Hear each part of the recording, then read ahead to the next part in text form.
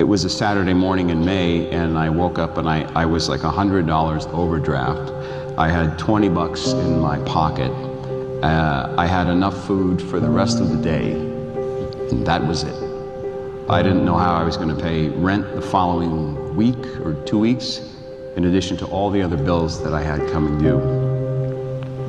And so it brought me to this, existential crisis. And I got on my knees, and there was my crucifix, and I just started pouring out my heart to God and saying, look, for years I've been asking that if there's something else that I should be doing, please show me what it is, because this is extremely difficult. And I said to God, so you've never given me any other indication that I should be doing something else, and now look at where I am. But I trust you. And so I'm going to surrender everything I have, my life, my will, how I'm going to eat. I'm going to give it all to you, and I'm not going to worry about it anymore. You said your burden is easy and your yoke is light. Here's mine. And I left that morning with the 20 bucks I had in my pocket. I probably spent it on a really good breakfast. And for the first time, I actually felt like, well, I don't know what's going to happen, but not my problem. I'll wait.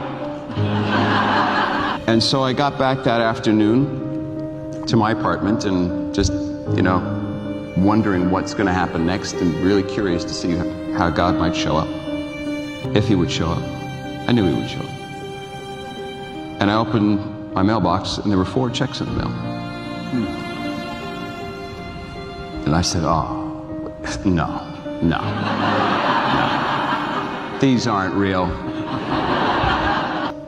That here I was with 4 checks. And I opened each one of the checks. And every check was bigger than the one before it.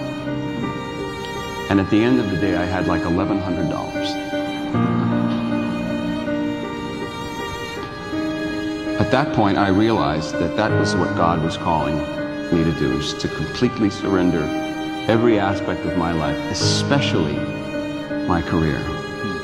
Because I hadn't done that. I included him in other areas of my life, but not my career. 3 months later, Dallas Jenkins called me to do 4 episodes of a series about Jesus, and didn't know where it was going to go. It was crowdfunded. When he called and said, you want to put the sandals back on? I said, absolutely. And here we are 4 years later. So.